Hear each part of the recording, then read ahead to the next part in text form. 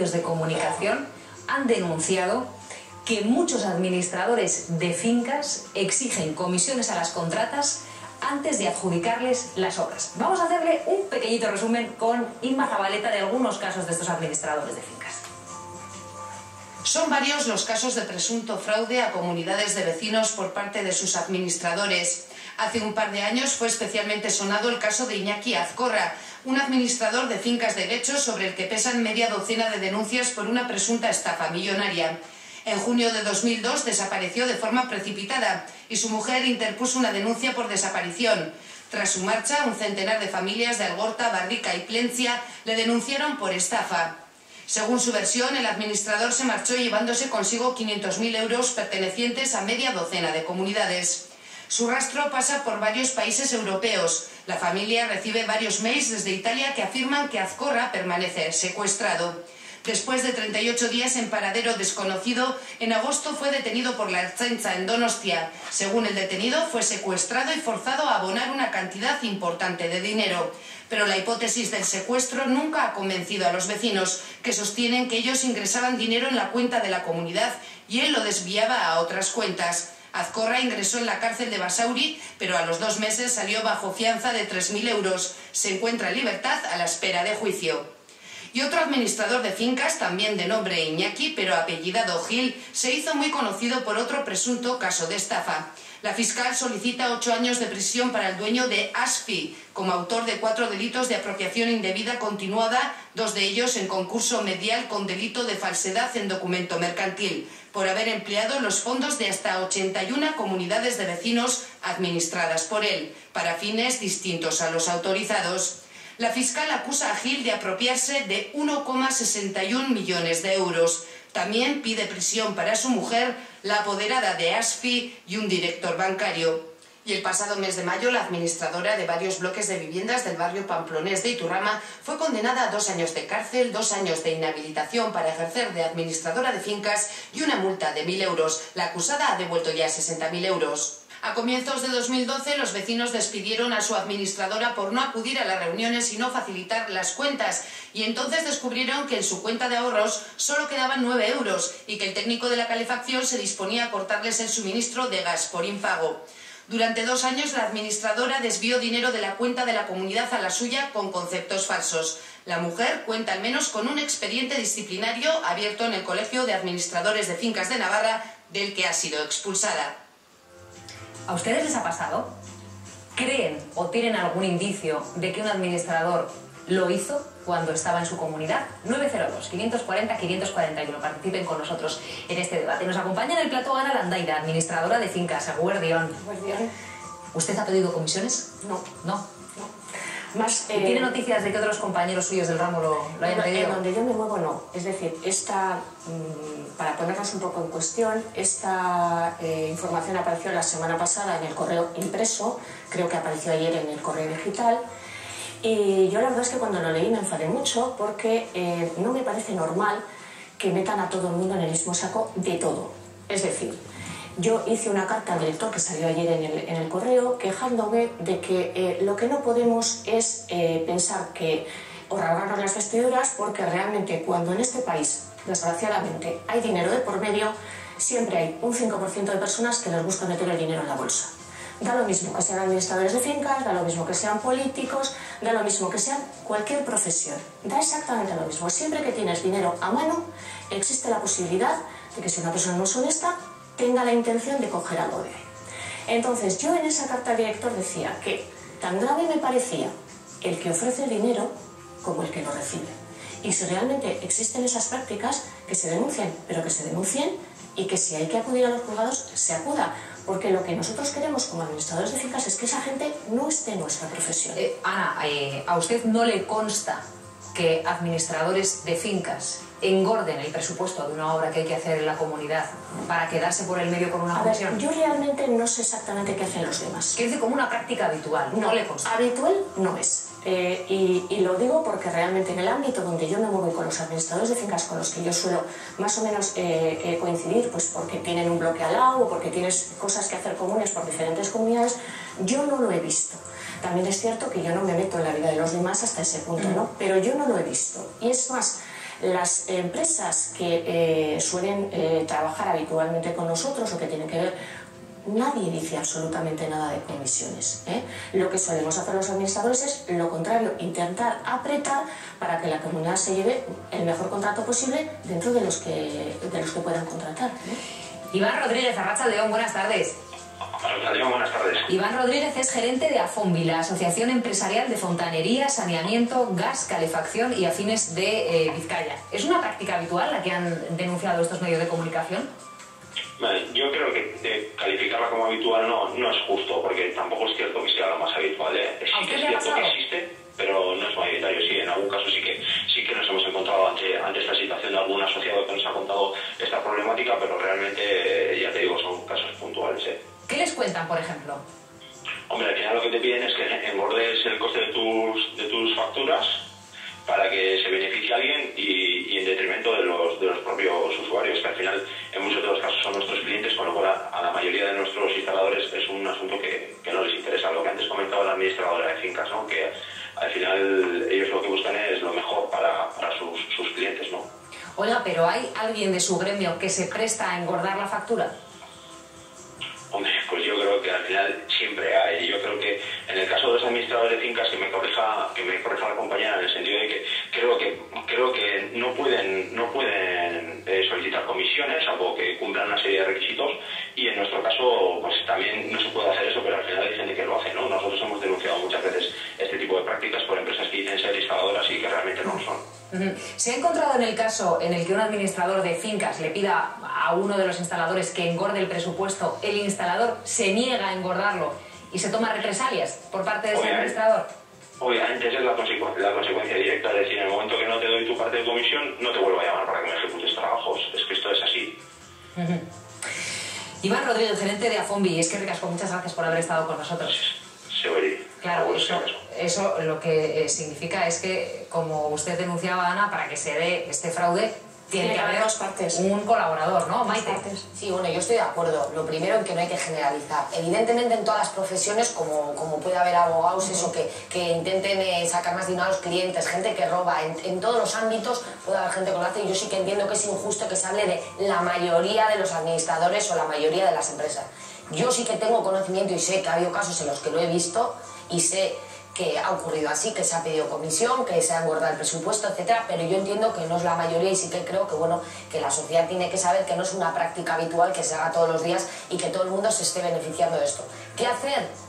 Pues es que no sabemos cuál es la solución, porque como siempre habrá gente que se beneficie y quiera sacar un poquito de dinero, entonces la solución sí, evidentemente una regulación, pero que es complicado. ¿Cómo se el control de los propios hay un presidente de comunidad que es elegido todos los años a turnos y él es que tiene que estar encima también de eso con el administrador.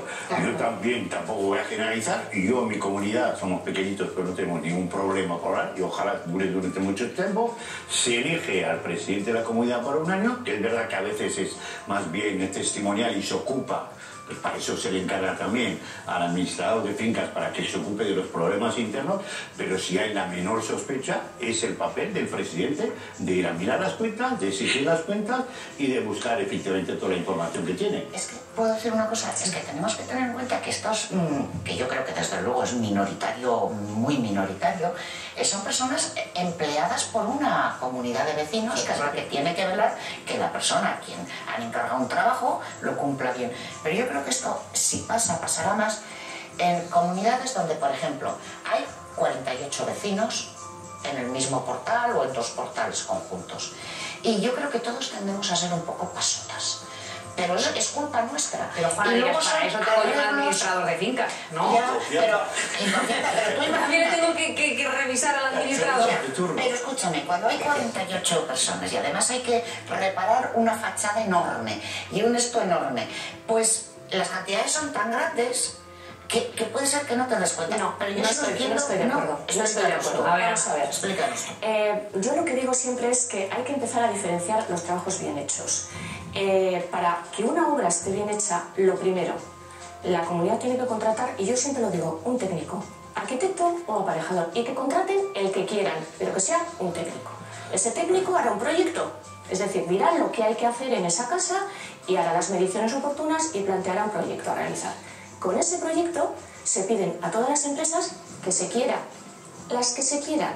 Entonces, todas en teoría tienen que presupuestar lo que ha dicho el arquitecto. Pero ¿quién pide a las empresas? Porque es que luego lo vamos a ver. Lo vamos a ver. Ahí vamos.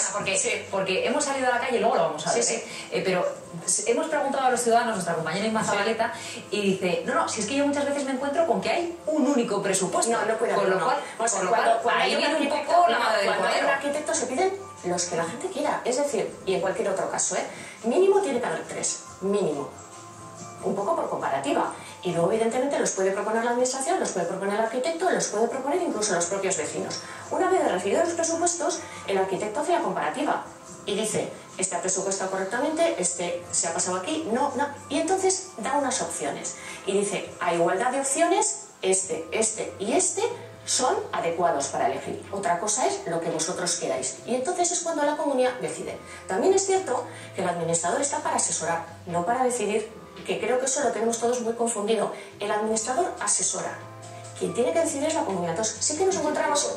Correcto, y tiene que informar. Tiene que informar. Quien tiene que decidir es la comunidad. Y hay veces, efectivamente, hay gente pasuta. Bueno, pero aquí estamos hablando de un fraude. Es decir, aquí estamos hablando de que un administrador de fincas habla con una empresa y le dice, bueno, engorda un poquitito el presupuesto y lo que esté en el medio me lo llevo yo. Vamos a hacer una cosa. José Luis Arrachaldeón, buenas tardes. Oiga, usted es propietario de una empresa de rehabilitación de edificios, ¿no? Así es. ¿A usted le ha pasado alguna vez que un administrador le haya pedido una comisión? Sí, hace ya muchos años. No fue una obra de una fachada, sino que fue unas reformas en unas cajas de escalera, concretamente. Ahí tenemos algún problema con la llamada de José Luis. Vamos a hacer una cosa. Mejoramos el sonido, llamamos de nuevo a José Luis y seguimos hablando. Adelante, Ana. Si la información que tú das a la comunidad es totalmente transparente, y si tú facilitas a todo el mundo las facturas y demás que están a su disposición, yo creo que es que no tienes opción de pedir.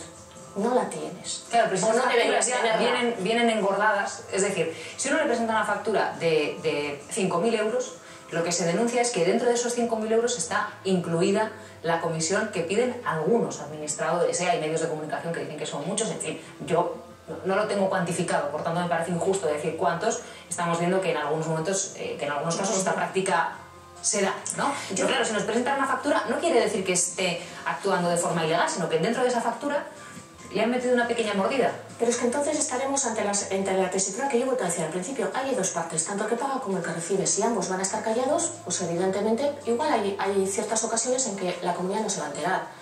Pero realmente si lo que se está denunciando es que esa práctica no debería ser habitual, tanto por una parte, que es decir, los que encargan esos trabajos o los que van a dar esos trabajos, yo creo que sería razonable que empezaran a decir con estos administradores no se debe trabajar.